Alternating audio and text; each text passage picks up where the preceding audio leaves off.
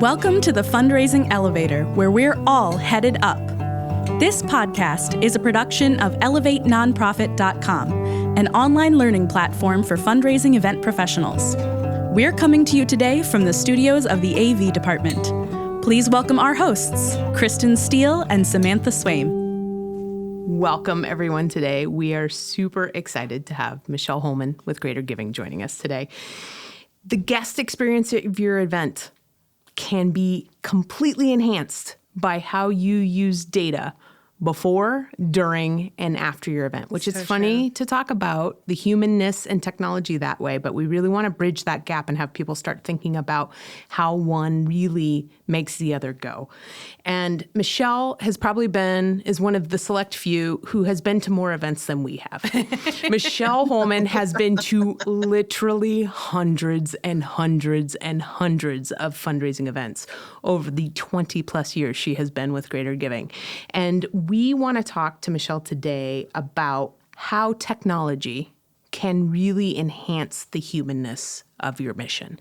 So before we get to that, Sam, read the official bio of Michelle Holman, please. Well, we were just laughing because official bio or not, Michelle, Kristen, and I go back for over 20 years. We've been doing auctions together. The days. And we have had the fun adventure of riding AIDS Life Cycle together, a bike ride from San Francisco to Los Angeles. So many hours spent together at events, at bike rides, on training rides. So, Michelle, it is really just an honor to have you here with us today. You're just one of the best, and we love you so much. And you are, for us, just like the voice and face of Greater Giving, which is one of our biggest partners. We work with Greater Giving as a software event platform company, and you have been working with nonprofits and schools nationwide with Greater Giving since the beginning, 22 years ago in February.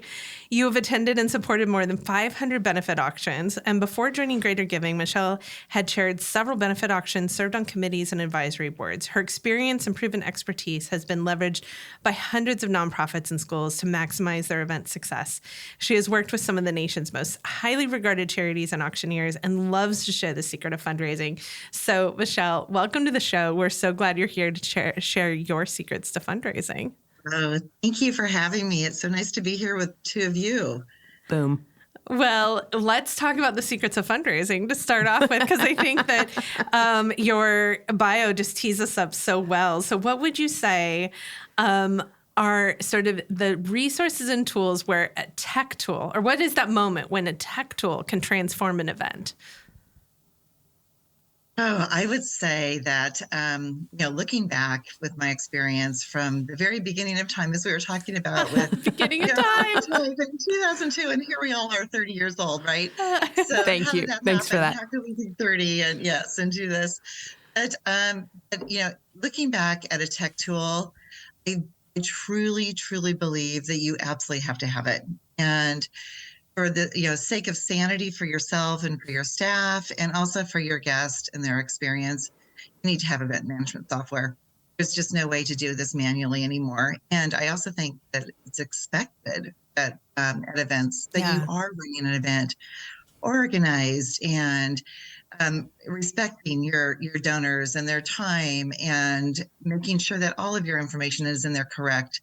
The last thing you want to do is misspell a name or misrepresent a household at the event. And just having the ability to be organized and having it done through software in advance.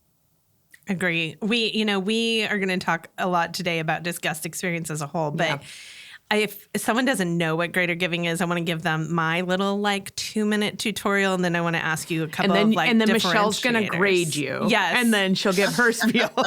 Well, so when you are planning an event, there are so many different tools out there, but I think it's really important and kind of a key differentiator for us in using Greater Giving that you have a tool that's designed for event management, not a tool that's just a tracking tool, not an Excel spreadsheet, not just a ticket sale tool, not just a seating tool, not just a CRM tool, but something that is designed for event management, specifically fundraising events, because the unique differentiator in the fundraising world is that we are bringing people into the event, encouraging them to spend money on what I would say is a a tab, like opening a tab at the bar, right?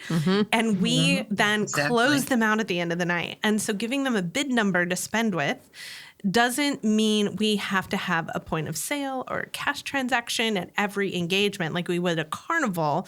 It allows us to have activities where people raise their bid paddle or use their bid paddle, and then at the end of the night, close them out.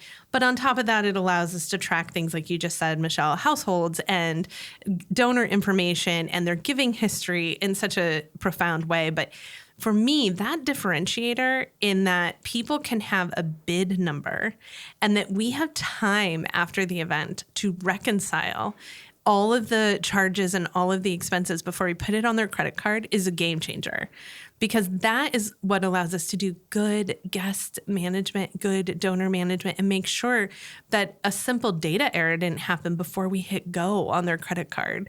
So Greater Giving has been the tool we have used for 2 decades because it is that ability to essentially open a tab for the night with the donors. What would you, for someone who doesn't know Greater Giving, Michelle, what would you say is sort of like a game changer or differentiator between other organizations that have an event mode or an event module on their platform? I would say Greater Giving focuses on in-person events. Oh, yeah. That's how we were. Yeah, that's how we started the company. It was designed as auction pay for those of you that have been with us for many, many years. But it was designed for the guest experience by welcoming the guest, registering their credit card, putting them in the mindset of spending at that time also. So essentially it's that hotel concept like you're talking about, Sam. You're able to charge, would you like a drink by the pool? Sure, my room is $129. So would you like to charge to your bid number? We have a system called Storefront that you absolutely have to use for raffles because it's so important to make sure the bid number is correct. You're charging to your bid number. But essentially, their bid number is attached to their credit card, so they have the ability to charge to their credit card throughout the day or the evening. The nice thing is they never have to open their wallet again. They're just, wall of wine, wall of whiskey, any sort of raffle, golden ticket. You can charge this all to their bid number. I'm bidder 149, and I would like the wall of whiskey. That sounds lovely. The whole wall. The whole wall. Just put me down for all of it. I love the wall of whiskey. If any of you out there want to know what the wall of whiskey is, please just email me after. And love it. So, Michelle, what's interesting is, and it's come up a couple of times sort of obliquely, when we're talking about guest experience and a tech tool, and I know sort of in conversations with you, this is super important. It's about removing barriers to participation. Not only I don't have to keep opening my wallet, but also know me, see me, have it correct, have me householded, all of that things. I'm wondering if you can sort of speak to that theoretically for our fundraising friends and how important that is at their event. I think one of the main goals, if you work backwards, what you're really doing at your event is you want to learn the data after the event so you can improve the next year. And we're all improving. I always say, why am I living and learning? I live and learn every event I go to, whether it's a really good idea or it's, maybe that didn't work as well as we thought it was. We should go back to the way that we originally did it, because sometimes new ideas aren't the best ideas. But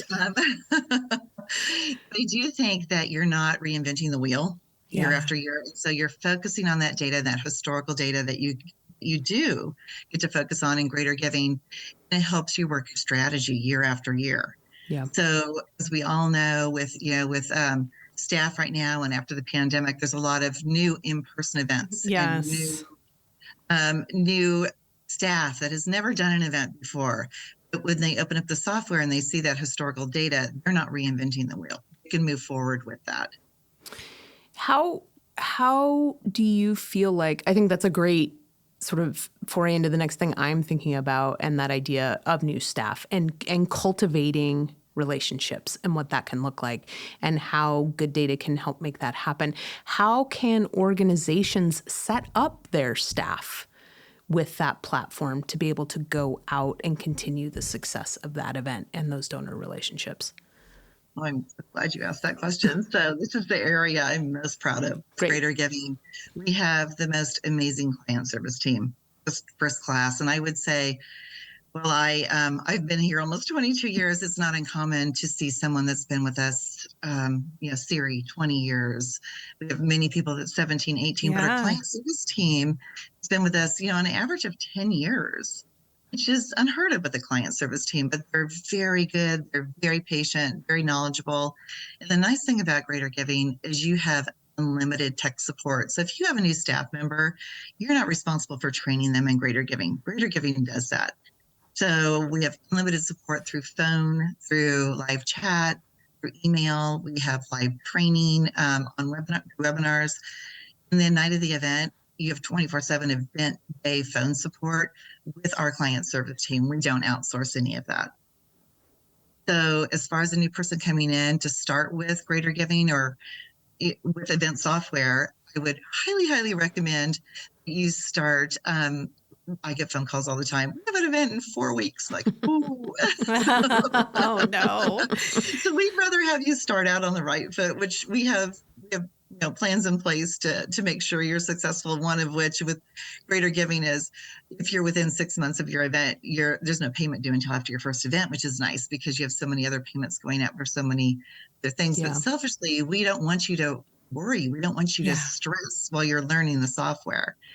So I think most of our very good users in Greater Giving, our best users in Greater Giving, they use our client services. Well, I know you said that you were really designed as an in-person event platform and that's your differentiator and expertise. And I totally agree. But I want to just put a plug in around your event services team because when COVID hit, that was our first call. We said, how do we do this? What are the tools? What are the options within the software? And you all very quickly adapted to virtual online fundraising, creating new tools. Your event service team had enough depth and expertise and knowledge to be able to jump in and run with us, which was amazing. And we're so grateful because I think collectively we created a lot of new tools together and helped so many nonprofits to be able to continue with their fundraising, continue with their events. And at the same time, we saw so many nonprofits sort of just stop in their event fundraising. And as they're coming back to the in-person, one of the things that's been really impressive to me is they've been able to come back and reopen their database tool, Greater Giving, and find that historical information. And like you said, so many staff have changed and there's been so much evolution in the past 3 or 4 years that there is a historical record. And as we're getting started with any new organization, we start there because the data tells a story and the data creates sort of a guest experience for people. So thinking about the event itself, we use this buzzy word all the time, guest experience, create a good guest experience. I know. What is a good guest experience for you? How would you define that? Like what makes for a great guest experience at an event? Well, I think that, back when we started the company, we focused on guest experience, meaning when they arrive happy, they leave happy, they don't see anything going on behind the scenes. They register, which has gotten so much better over the years because you're able to register them in advance through either our online payments, registration module, or even online bidding. But we have so many great tools right now to capture all that data. So when they arrive, you just check in. They check in with a smile on their face. No lines? No. Oh, we don't even like that word. I know. And yet it's the biggest struggle, right? Like if you or I go to an event and we're standing in line for a long period of time, we're like, oh no. We start texting each other. Yeah. Yeah. Or I start having a panic attack because it's like, oh gosh, there's a line. There's so many ways. And you both know how to get around those lines. You make sure you're staffed appropriately. You have the correct volunteers. Those volunteers are so important at registration. You want your most outgoing, friendly volunteers. And then there's another person that I think is probably the most important person at registration, which is either the help desk or the concierge. Yeah. Which if you have somebody come to your event that perhaps is a guest of a sponsor, which is difficult to get those names. We all know that. Yes, always. But you can just see their body language. So they come up and they say, "Hi, I'm Michelle Holman." And the volunteer may say, "I can't find you in the system," or "I don't see you in the system." And you could just see their body language, their shoulders kind of come up. And it's so nice to be able to say, "Why don't you go see him?" And Sam, maybe you have like a red shawl on or something that, because most people have cute black dress on or something along those lines. So go see Sam and she'll give you a hand. And I would say that is probably the most important person. It needs to be somebody with your organization or very familiar with that guest list. But at that point, they add them to the database, they register their card. But even more important than that, pour them a glass of wine, make them feel welcome. Yes. So, yes. And wine at Reg. Yes. Not for your volunteers, but for your guests. Not yes. for volunteers. No, not for the volunteers. Not yet. They can say, you say the celebrating until after the event. Yes. Wine for the volunteers is fine after that. But I just would highly recommend finding that person. And even to go a step further, I feel like there needs to be an information booth or, a Lucy, right? As somebody that you go to the information booth and say, I'm a volunteer. Where's the volunteer check-in room? I am here with a band. I am a caterer. So somebody, even pre-event, have them there throughout the event. It doesn't have to be the same person. It's a go-to person. So that go-to person knows every in and out within the event, but also I find that if you don't have that, they're looking for the executive director. Yeah. The executive director should not be the go-to. No. They have a big job that night. Their job is to visit. Yes. So I think that those two roles. So did that answer your question? I think I went off on a tangent. No, those are really great details. Although I'm taking notes, I'm going to add, because we do the help station. We love the help station. Yep. It's a way to keep all the guests that were like registered and organized. We have all their data. It keeps them moving. Well, the like one conundrum that we can't figure out that isn't like in the system incorrectly, or the sponsor didn't provide us a name, we can help them off to the side. We do that and love doing that. I think we learned that from you, Michelle, but I'm going to add wine at that station. That's amazing. I love that. Well, especially because, and we know this because we see all the back end and are privy to probably far too much sometimes, that guest and the experience they're having and the information we do or don't have is often of no fault of their own. Right. Oh, No, never. it is You know, not their fault. that they showed up at the right place at the right time, or were told to come. Like there's a whole variety of reasons for why that record may not be complete, or we may not have that information. And so I think if it is set up at the top that somehow they are carrying the burden for that, you have just tanked their experience of the event until you can get them back, if you get them back. The wine might be a good start, but you're working uphill at that point instead of leaning into them wanting to be there, engaged, supportive. Yes. Yeah. Well, Because you do, that's their welcome registration, right? So that's why it's important to have the correct volunteer there. It's, the solutions person. Even more importantly, can I add one quick thing about our RSVP feature? So we have this feature called RSVP, which I absolutely love because we all know that's the hurdle, getting the guest, the sponsor's name. And again, it's no fault, like you were saying, Kristen, no fault of anyone's really. It's not really even the fault of the sponsor. They're trying to reach out to donors that they feel will spend money, that will support their cause, and perhaps somebody calls them at the last minute and says they can't make it. But this RSVP feature in Greater Giving, let's just use Umpqua Bank as an example. So you have Umpqua Bank as your sponsor, and you put that in the software. And maybe your contact at Umpqua Bank is Katie at Umpqua Bank. So Greater Giving's already created an email for you. It also creates a unique URL for Umpqua Bank. So at that point, you send Katie the email, because if you rely on somebody to create the email, that take a couple of days, right? So or a week or never. But at the same time, it's got the unique URL where they forward this to all their guests, for their guests to input their information, which then integrates back to the software and also allows them to put their credit card on file at that time as well. That's great. Yeah, that customization, I think, is a differentiator for you all. And it's, we talk about the line, we talk about the guest experience. These are all seemingly little things that I think that organizations can get mired in. Yep. The line itself is the number one question that we get phone calls. Like, how do we get rid of lines? It was so stressful. And not, it is. Having good data, having customized tools that people can get their own URL and add and change. I mean, especially now, we're getting so many organizations that are sold out, full house, 300, 400 people. And then the week of the event, there's been, an exposure, a flu virus going around. And all of a sudden we get this person is switching out for that person and this person is coming instead, this person's not coming, then the ability for the table host to manage that list and to click through and make those changes, it's a really a powerful way to take the workload off the organization, but still assure information is correct and that the guest has a good experience. Well, and we often sit in the seat of judgment around, like, if they would just give me these names, it would be fine. But like, we're dropping into their life, and our event is literally on a their blip. radar. Yeah. It is all we are doing right now. So we're contextualizing everything with that same amount of like flurry, but it is not for them. And so I think that's where technology and humanity and relationships can work in combination with each other, where if we're eliminating road bumps and creating ease and allowing people to actually connect with their guests, and we have the tool for them to do that in a really easy way, that makes it that much easier to happen. Yeah, I agree. It's so funny that you say that, Kristen, because when I chair an event, I feel like this is my life, so it's everyone's life. Yes. Why are you not answering my email? This is so important.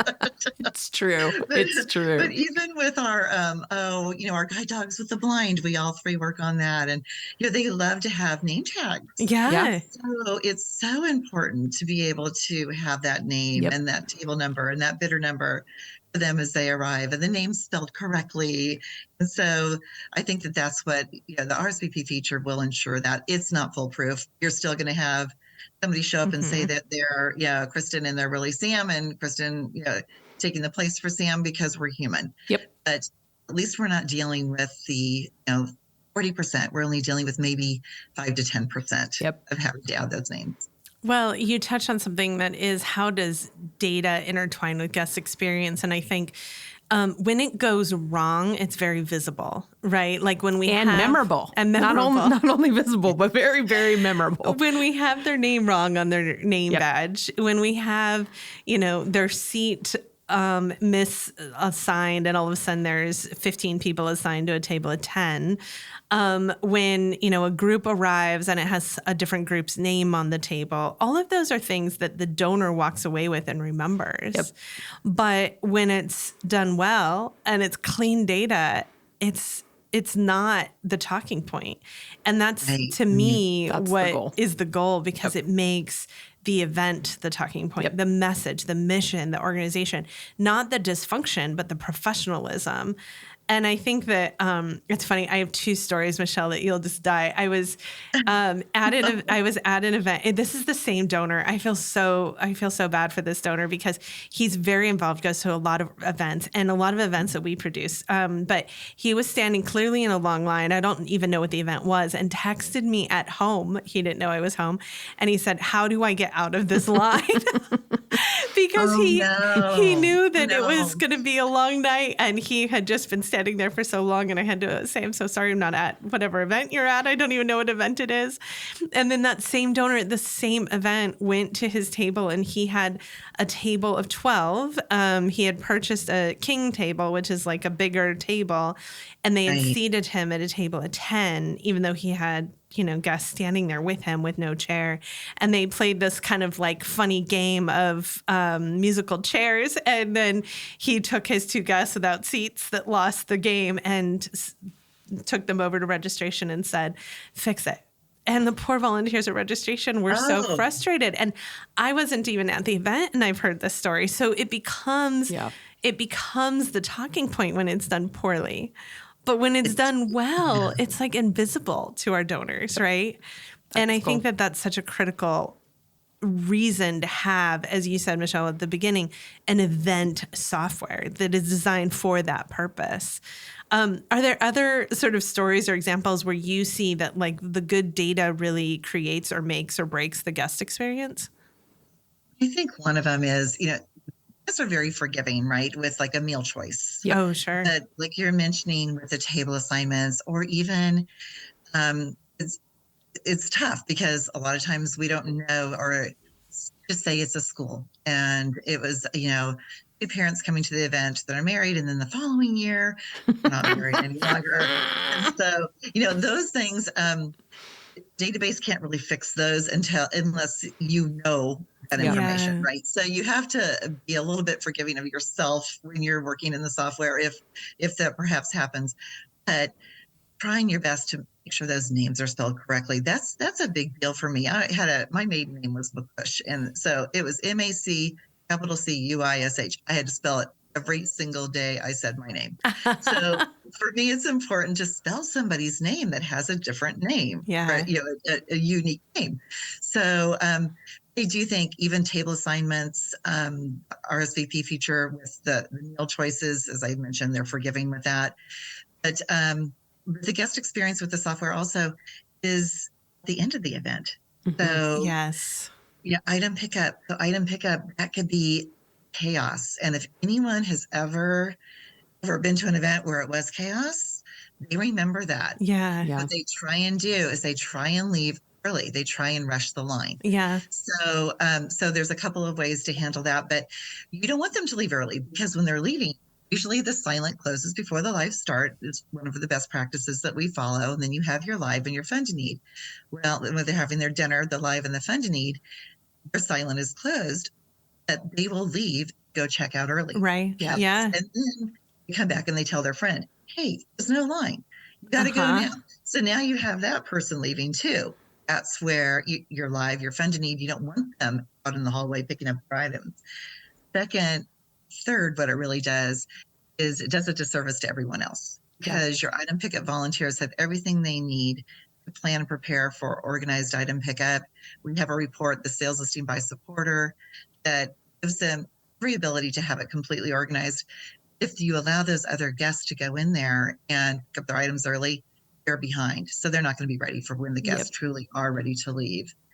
So we even go as far as to have signage. We love signage, but having signage that item pickup opens at 9:15. No exceptions, please.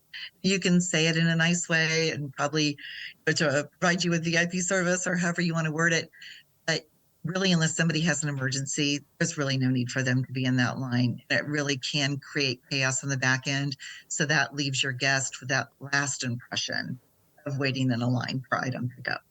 Yep. Well, we're going to take a short promotional break, but when we come back, I want to dive more into some of those tips, because you just gave kind of a wealth of treasure trove of tips.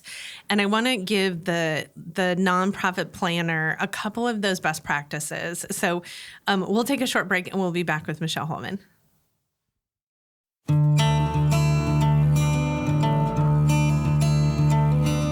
At Elevate, we believe in bringing people together. Our online learning platform for fundraising events has webinars, workshops, downloadable tools, and more designed to save you time and stress when planning your next event.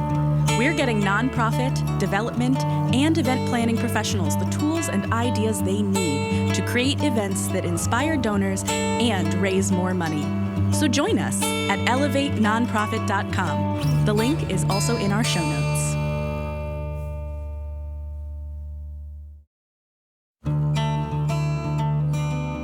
Events have a unique power to create an immersive experience for your donors and your mission.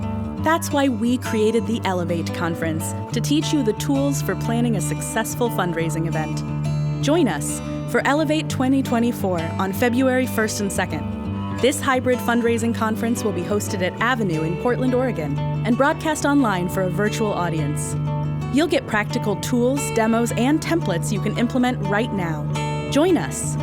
The Elevate Conference is a production of elevatenonprofit.com and is presented by Swaim Strategies and the AV Department. To find out more and register, visit elevatenonprofit.com today.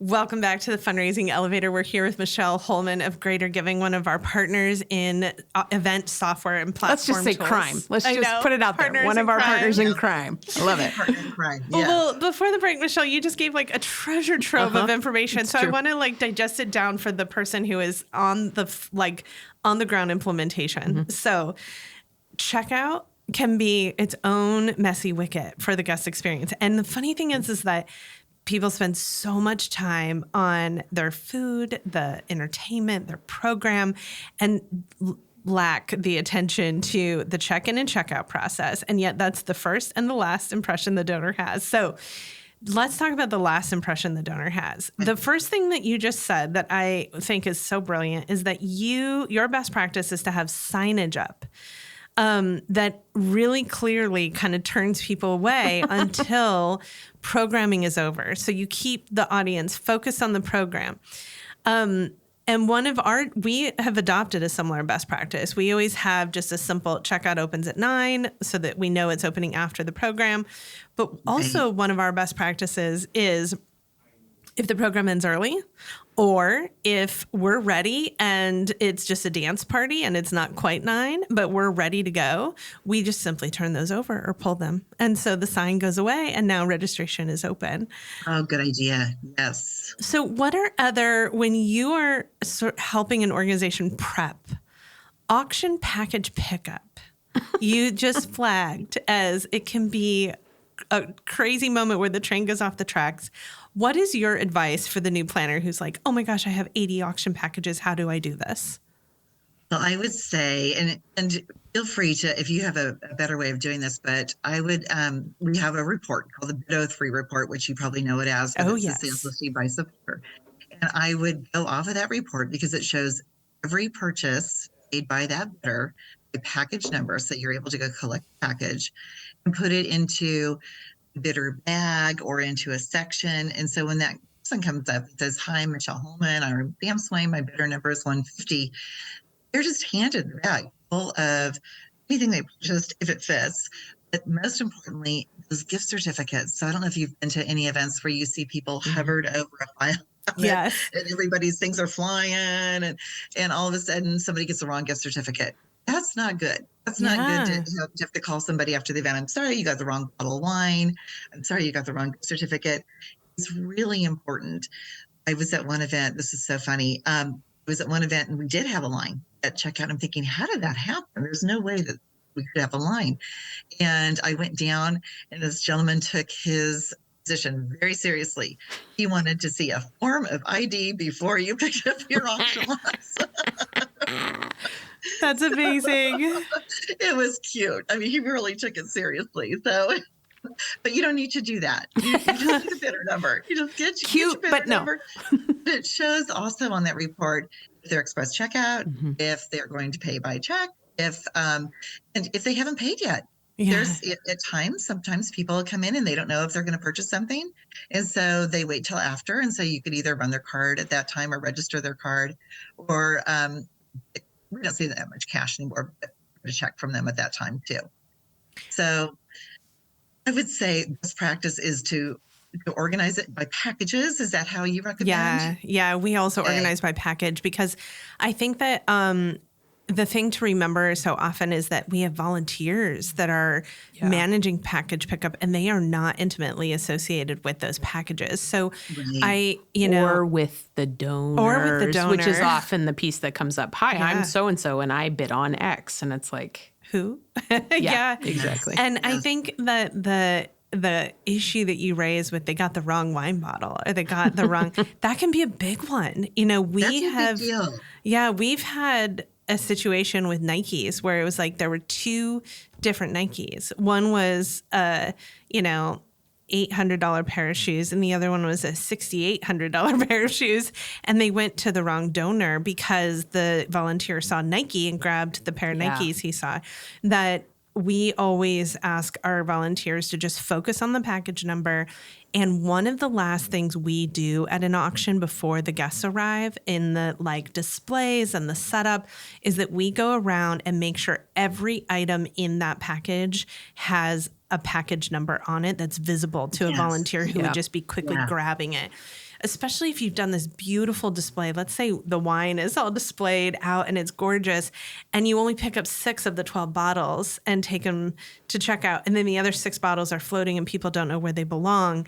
That is a really easy fix, is just making sure every single item was labeled so it's really clear. Oh, those are all package 21. So that packaging and labeling I think is important.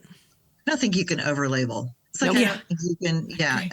I really feel like you were saying, even the wall of wine, if you don't want to give the bottle to the guest to take to their table for fear they're going to open it and that's not allowed at the venue, they're taking that back to item pickup. Every single bottle needs to, or every single package needs to be labeled. And so whether it's, in greater giving, we have items and we have packages, and items are really your inventory. So a lot of times people will label the item and then they'll go ahead and label the package. You want to make sure you pull that item number off. Yeah. And so people don't confuse that. Just like when you're assigning bid numbers and table numbers, bid numbers should always be 3 digits, table numbers 2, because you don't want somebody bidding off of their table number. Right. So that hasn't happened in a while. But In a while, but it has. That's fairly. Yeah. The other thing you said were bags at checkout. And our Yeah. other tip at checkout is we actually throw one of the silent auction tables in front of the doorway so that the guest has to stop at a station and talk to the volunteer versus just walking in and helping themselves, which we've seen people do. They've marched right in and been like, that's mine. And then, in the case of like the Nikes, they grabbed the wrong one. It happens all the time. And so we create a barrier of they have to talk to the volunteer, and then the volunteer runner goes and gets all their items. So I think that's an important element, just to keep it really clean, really streamlined. Greater Giving also has another tool that's helpful in the checkout process, which is the gift certificate generator. We get items all the time donated that don't come with a gift certificate. If, Michelle lives in Hawaii and is donating her vacation home in Hawaii, Michelle probably doesn't have a gift certificate that she issues for that. So that opportunity to click in the software and say, these 16 items I need to generate a gift certificate for, and Greater Giving generates that, is also sort of a key element for how I think the tool helps to create a smooth checkout versus them coming and saying, well, I don't know, you'll have to call later. Oh, you don't want to do that. No. And even with our online item donation form, which is on the event site, where you'll have, your event site is basically to market your event of your save the date, who, when, where it's going to be, all the details, and then your ticket sales, sponsorship opportunities, and then item donation form.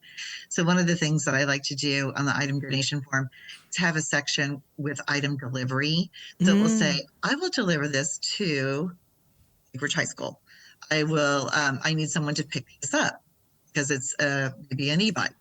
I need a gift certificate, or I will get my own gift certificate.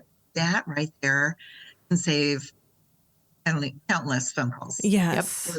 For either staff or volunteers. So that is one of my favorite features. We've had it for a very, very long time. I know when I was running my kids' school auction, that was my favorite feature. That saved me so much time. Yeah. It's funny. I was a guest at an event recently, and when I was leaving, I went to go pick up. I had a wine bottle that I went to go pick up, and instead of handing me the wine bottle, because the volunteers hadn't been prepped with packages, they were handing out the development director's business card.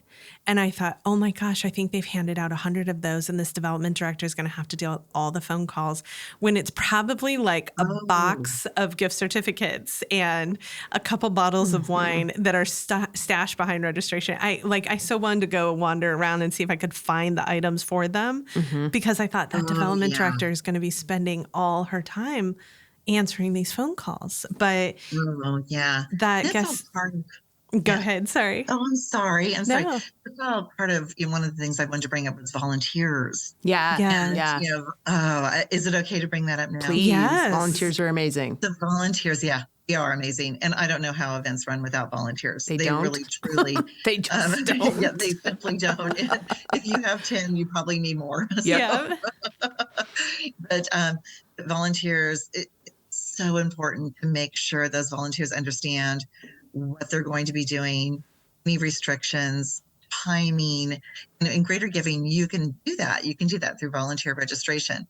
I feel like with the events I would say one of the events I went to recently, volunteers, they just didn't know where they were supposed to be at any given time. And so that created a hurdle.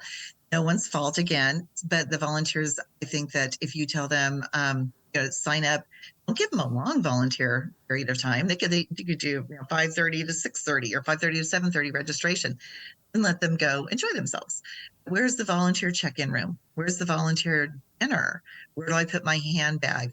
Just showing the utmost gratitude and respect for your volunteers, because once they receive that and they obviously know your organization and love your organization, they're going to come back year after year.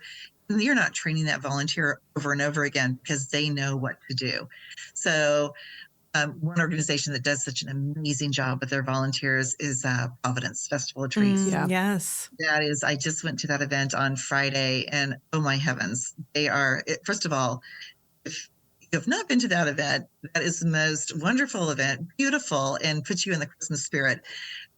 That is, they create a city, and that city is created by volunteers. Yeah. But you have to make sure that someone like me doesn't have to carry out a 200-pound TV, which they don't make 200-pound TVs anymore. But treat. but just to let them know and keep them informed, and then show your appreciation for those volunteers. Well, and I think the thing that we need to remember, especially because we just said events don't run without volunteers, which is true. Yes. The other piece we need to remember is that those volunteers, by and large, especially if they're working registration and checkout, they touch every one of your major donors. Yeah. Yeah. Mm-hmm. They are acting as an ambassador for your organization.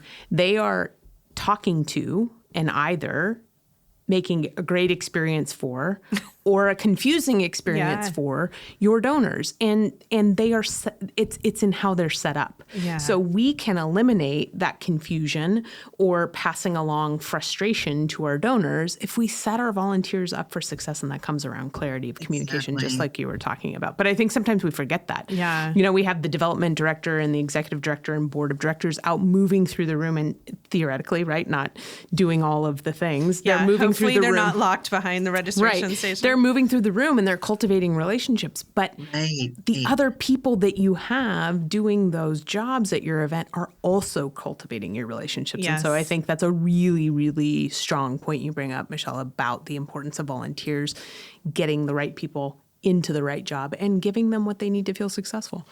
Yeah. Right. A raffle, you've got a raffle. We have a system called Storefront, which I love, and it's mostly charged into your bid number and goes directly into a storefront, and then goes directly to their invoice.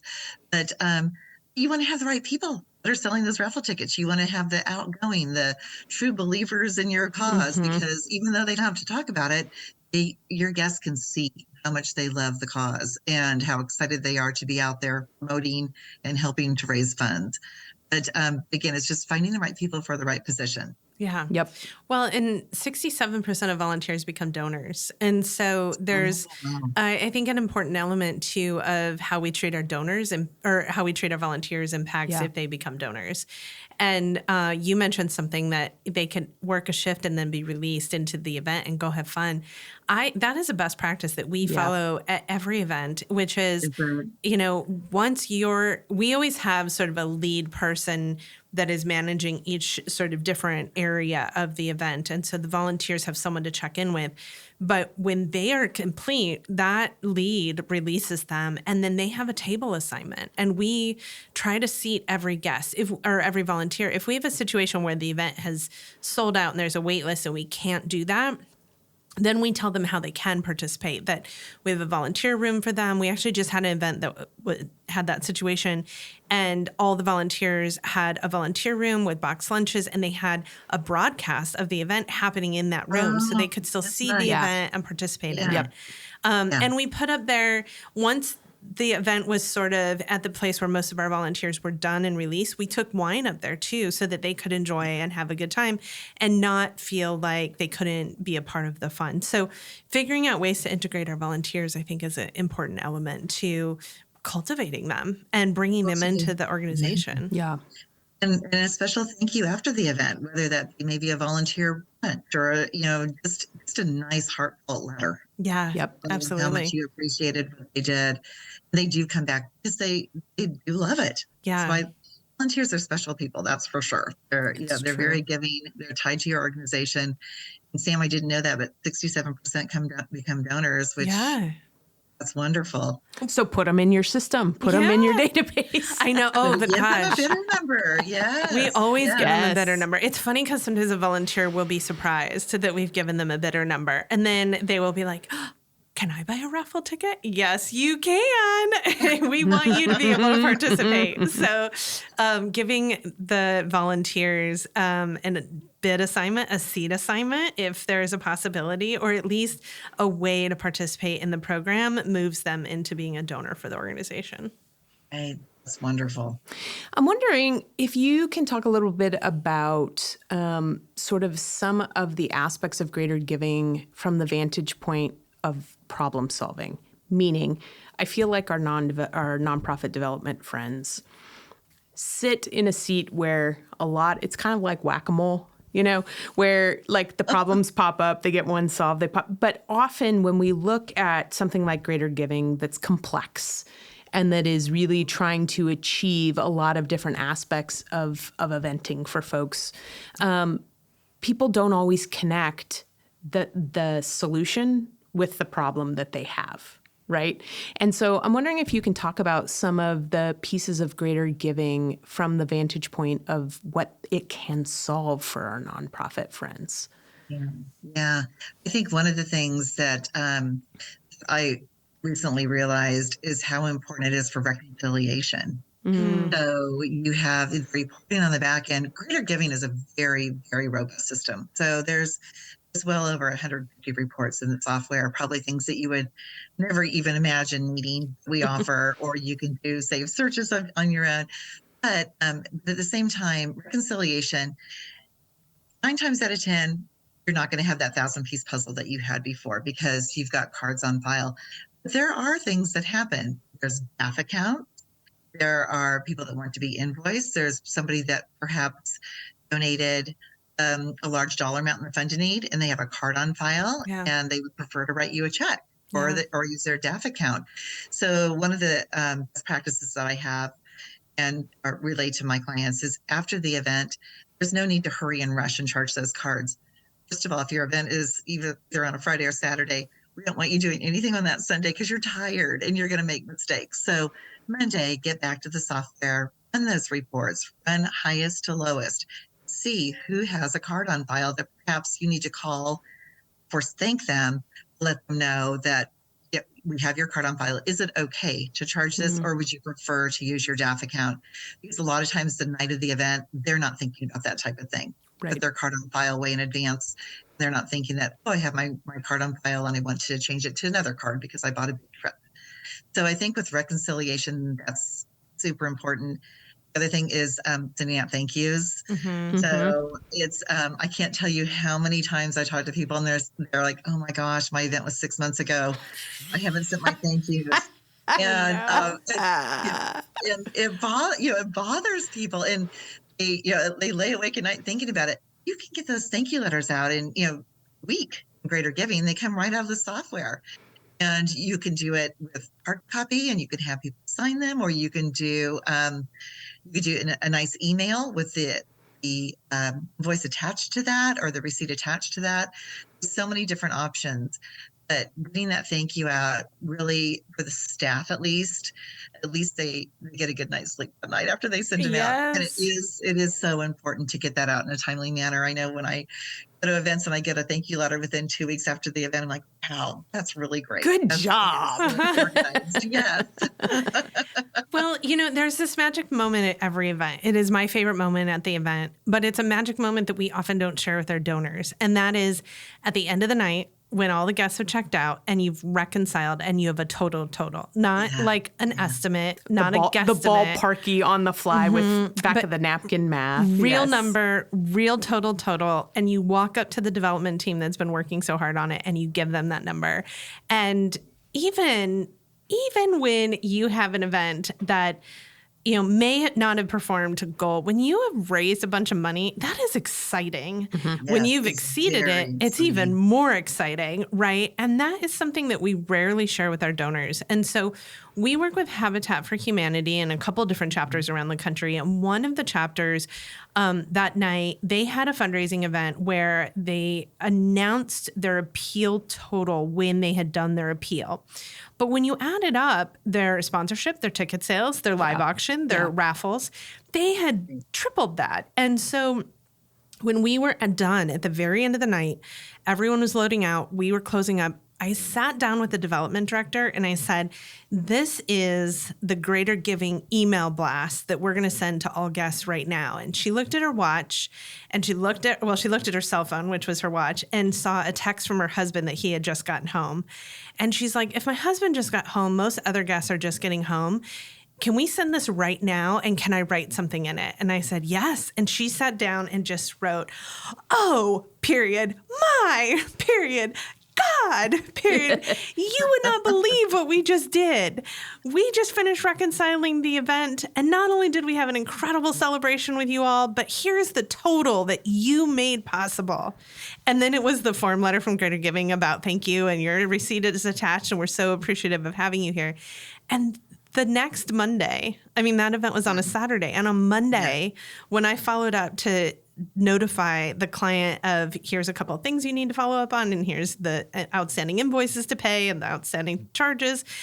Right. They said that they just got a flood of responses back from people like, oh my God, I'm so glad to know that. Congratulations. It was such an amazing night. So great to be a part of.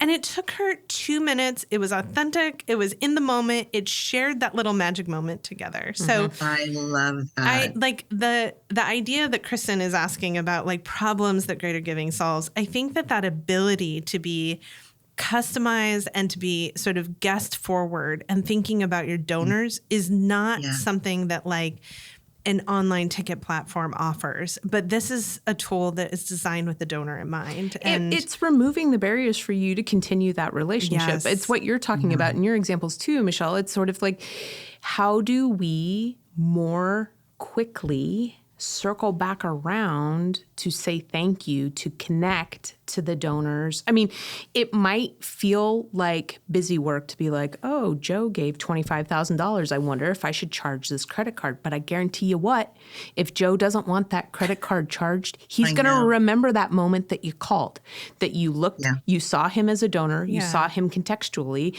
and decided, I'm going to call just to check in. And you know what? That gives you another opportunity to thank him. It gives you another opportunity to say, hey, we've got some more exciting news coming up. I can't wait to reach out and talk to you about it. It's instead of these being barriers, we can see them as opportunities. And the technology brings the volume down. I don't have to go figure out how to design a MailChimp, right? Newsletter about all this stuff. It's built in, it's customized fields. And then you can put your stamp on it and get that out and have people get that instant response to their generosity.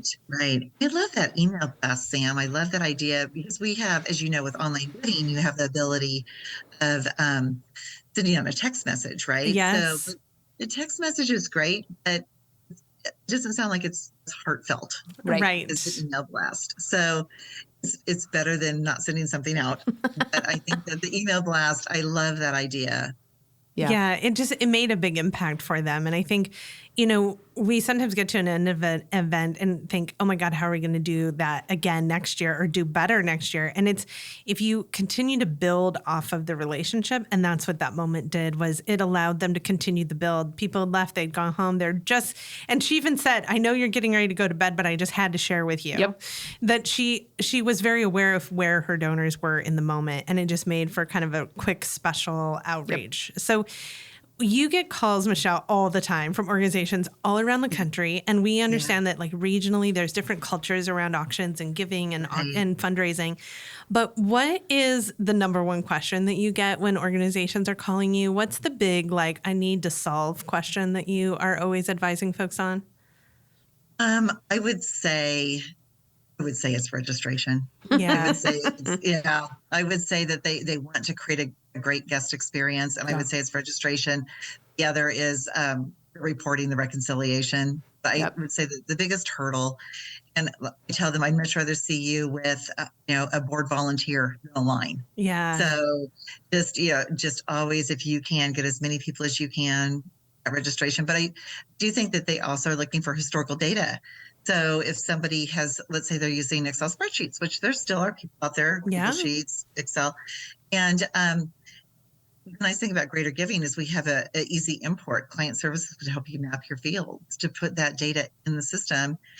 last year's data is probably the most important, and Greater Giving doesn't care how far you go back. You can go back, 10 years, but at least the previous year or the current year's information into the software so you can build off of that is, I think, one of the hurdles, one of the things that they come to us with. And we've got data, we've got sticky notes. We've got sticky notes everywhere. I have binders and binders. Yes. The binders that flew off the back of the car. That was one of the, I did go to an event, and this was one of the most heartwarming events. This event was in Santa Rosa. We went from 150 to 350 people. Wow. Excellent. And it was solely based on the founder and the work she had done year round and the love that everybody had for her. Amazing. Fran. And so people would come in, they'd say, "Are you a friend of Fran?" And then all of a sudden, like, "Yes, I am a friend of Fran." I love Fran as much as you all do. But they had a great mix of fun and fundraising. And by the time she left, she had sold her tables. She was sold out as far as sponsorships for the next year. Wow. So little things like that. If you don't have software, you can't track that information year after year after year. And so that's one of the biggest questions is registration, but also I need historical data. I need to build off of that from my previous year. Well, then if registration is the number one question you get, I want to give just a couple of quick tips and advice before we take a break, which is you said the right volunteers. We always recommend that you have at least one for every one check-in station for every 75 guests. If you can have more, that's even better. We also recommend that volunteer be comfortable on a computer when you recruit them, because I think that if they're uncomfortable from the jump, it's a rough go for them. So we always want to make sure that they feel confident and comfortable in that role. And then we give them a pretty robust training that day so that they have fresh, relevant information. And then the second piece of that training, the last thing that we do is we ask them to check each other in and then to check all the other volunteers in. So by the time guests are arriving, they've already had 4 or 5 practice rounds. So they've all checked in several people. They've all had a sort of go. We always set up that help station. That always makes a big difference, that they're only there for the troubleshooting purposes. They're not also registering guests. And then that last component is that we make sure that there's one person floating that can troubleshoot, so that when a volunteer has, like, my screen froze, I don't know what to do, or I don't know how to get the information that they're asking. That person who understands the software can just over their shoulder quickly help them get it versus having to move them to another system. So we always have a floater that is knowledgeable with the software. We do that in-person training with dress rehearsal for them to register a few folks before. And then we always make sure there's enough bodies there. Which means all your volunteers are then registered as bidders. Yes. And can go out. That's how that happens. Yes. They're happy. What about tables, Sam? Do you recommend higher tables so you're talking to the person versus them reaching down and you screaming up, because registration could get really noisy? Yeah, it's interesting. It depends absolutely on accessibility for your event. I think that having raised tables is helpful for the audio, like you can hear people better, but I also think it leads to challenges that if you have someone that isn't at a raised table height, if they come in a wheelchair, they're not at the 42-inch height, it reduces accessibility. So I think one of the things we've done is alternating, or we've had one lower station and 2 raised stations, so that if someone is having challenges with hearing, they can go where they can speak to someone who's at the same level. And people naturally, I think, can see that's a better option for them. Or if someone needs a lower access point, then we also have that, as well as our volunteers. We want to make sure our volunteers are comfortable. So the lower tables sometimes are a more comfortable environment for the volunteer, where the raised tables, sometimes their feet are dangling or they're standing. They're standing. But I always recommend that the tables are straight. Mary was on talking about different software platforms and registration, and she talked about the importance of not having L shapes or different locations where people have to like try to figure out where to go. That L shape is such a weird thing because someone goes Do not do check-in by letters of the alphabet. No. Every station should be able to help anyone. Yes. First come, first serve, right? Yep. Yes. Yes. So Yes. that ability to easily just like get access is Yep. the key piece. Well, Right. we're going to take a short promotional break. And when we come back, Michelle, we're going to ask you to jump on the fundraising elevator with us and take a ride up to the penthouse. Okay.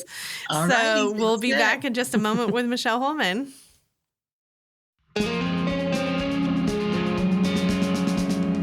The Fundraising Elevator is recorded at the AV department in Portland, Oregon. For years, they've been our trusted partner, delivering exceptional audio-visual production and videography for nonprofits. In 2020, they transformed into a dynamic live streaming studio, producing more than 900 virtual and hybrid events. Now, we embark on an exciting journey together to bring you this podcast. Seeking the best in live events, video production, and live streaming? We proudly recommend our friends at the AV department. Link in the episode description. Loving the fundraising elevator, but wondering how you can talk to Sam and Kristen? Well, now's your chance to do it. Book one-on-one consulting time with Swain Strategies experts Sam, Kristen, and Mary, and get all your event questions answered.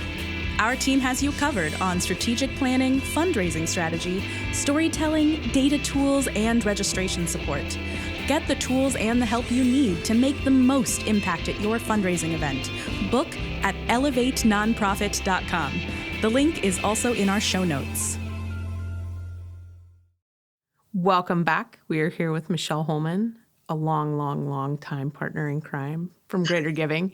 In the event world, she attends more events than we do and has a really great vantage point. It's true. And I think it's great because not only do you have a vantage point on your technology and how it's working at events, but you also have that sense of events and event attendance and guests and all of those pieces and how that goes. I'm wondering if you can talk a little bit about the Greater Giving digital thermometer and sort of how that's being utilized and what that looks like for planners at events these days. Of course. Thank you for asking. So the thermometer in Greater Giving is used for in different ways. So a lot of times organizations will use it just for the fund to need. Mm-hmm. They'll use it for the fund to need, and then they'll add the live, and they're adding the silent and the raffles. So it really depends on how they want to use it. One thing I like about the thermometer is that with the thermometer, it's customizable. So, and it's very, very customizable. So your look, your feel, your colors. And then one thing that we did learn through the pandemic was this is the area where most of the money is raised. And so with most organizations, so instead of using the word goal on your thermometer, use funds raised instead. So you're not that person on the back end as staff that says, oh my goodness, we have 2 more levels to go and we're nearly hitting our goal. So we don't want our guests to think, oh, they're good, don't need to donate. They're going to meet their goal.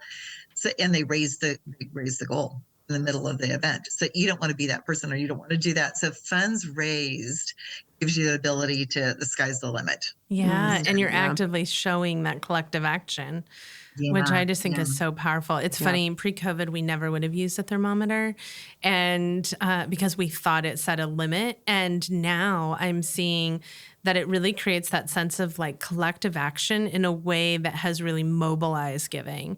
And people will give to see their name on the board. They will give to see their, like, we've had organizations where folks will give 3-4 times just to keep seeing their name recognized. Oh, really? Oh, yeah. that's great.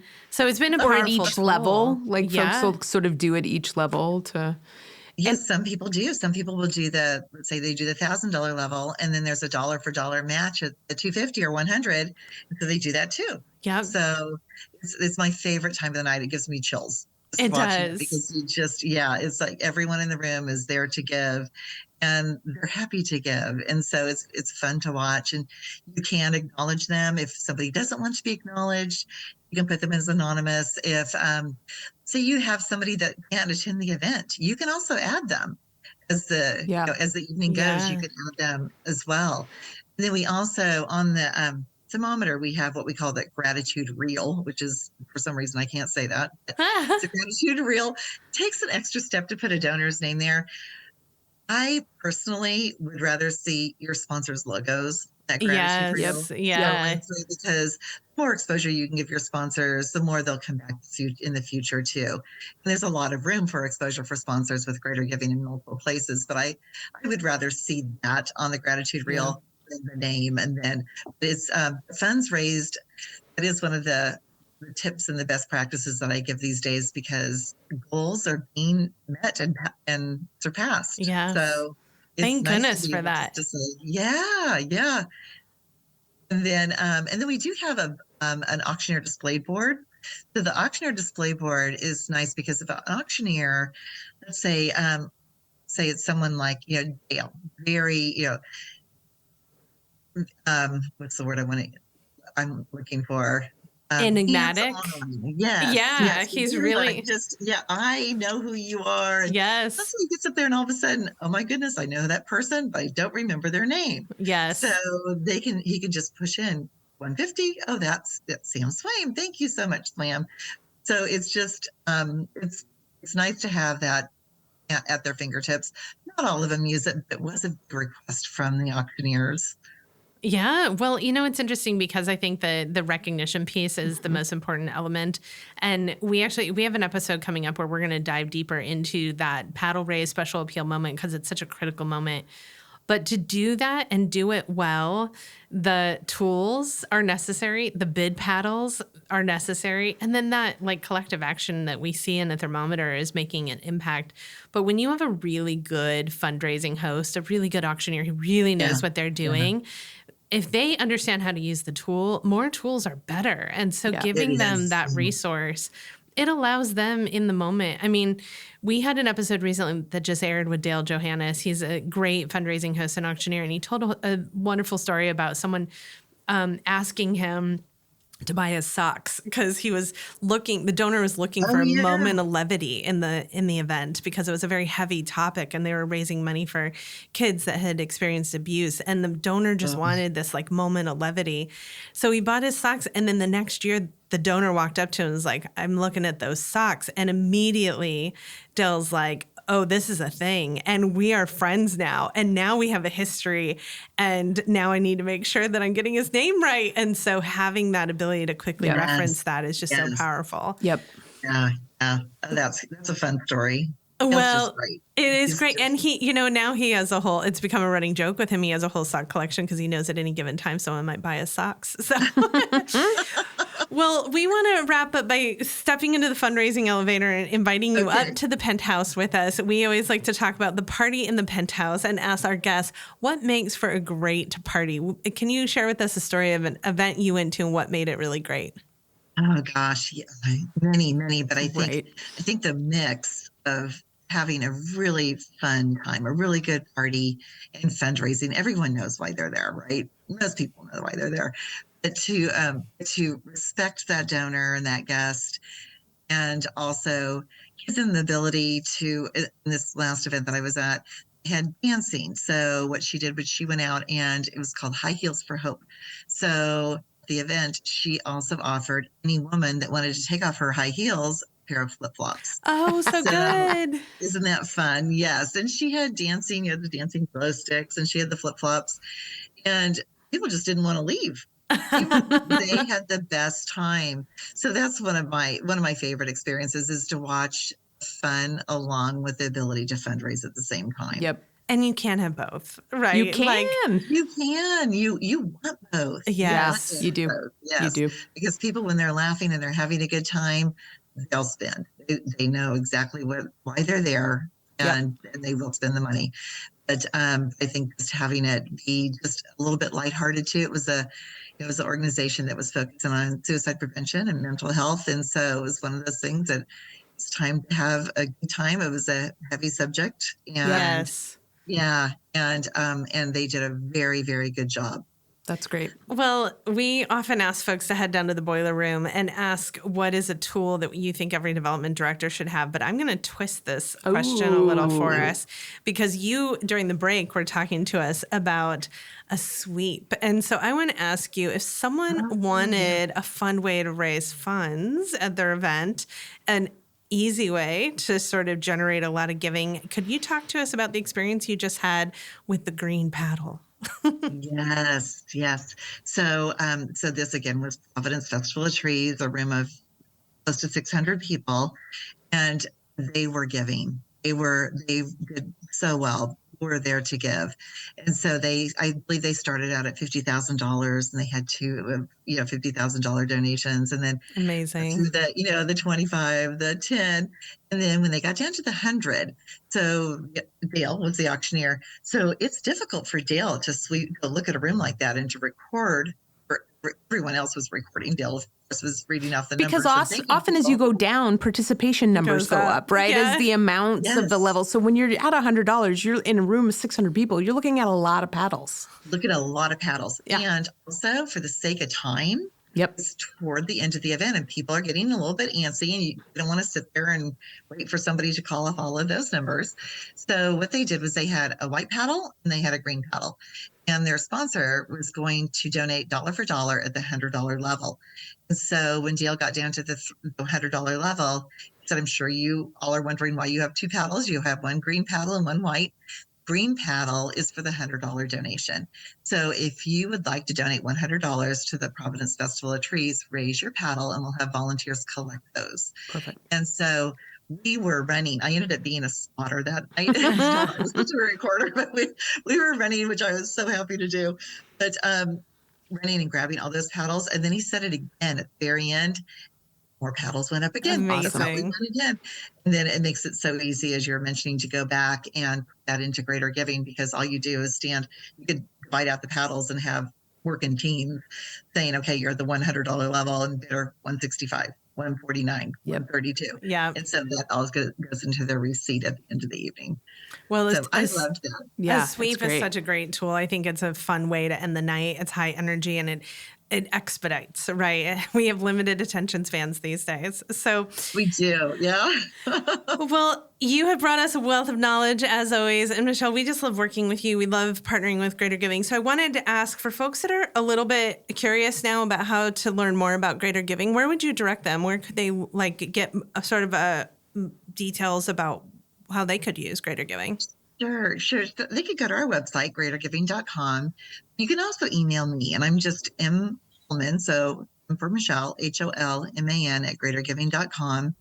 If anybody wants the bottle of whiskey email, just let me know. Yes. To you. And then I can get you to the correct person if I'm not the correct person that you are talking to. But thank you so much for having me.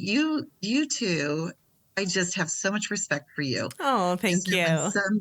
Somebody's working, when they say they were working with Swaim Strategies, I know that they are going to have the most perfect and successful event. Oh, that's so generous. Michelle. Well, you do such a good job, and you just know what you're doing. And the one thing I like about you is that you focus on the fundraising and let go of, just using this as an example, centerpieces that don't bring in anything. yes. Yeah. You know what works. And so that's, I just think the world of both of you. So thank you so much. Thank you. And we think it right back. I would just throw out there your level of generosity with your clients and your willingness to run around the room and collect paddles when needed or whatever. You're focused on the goal of the event as well. You're focused on the fundraising of the event as well. And you're really there to support people and get them to the finish line. And it's something we have always appreciated about you and your work. So thank you for all you do.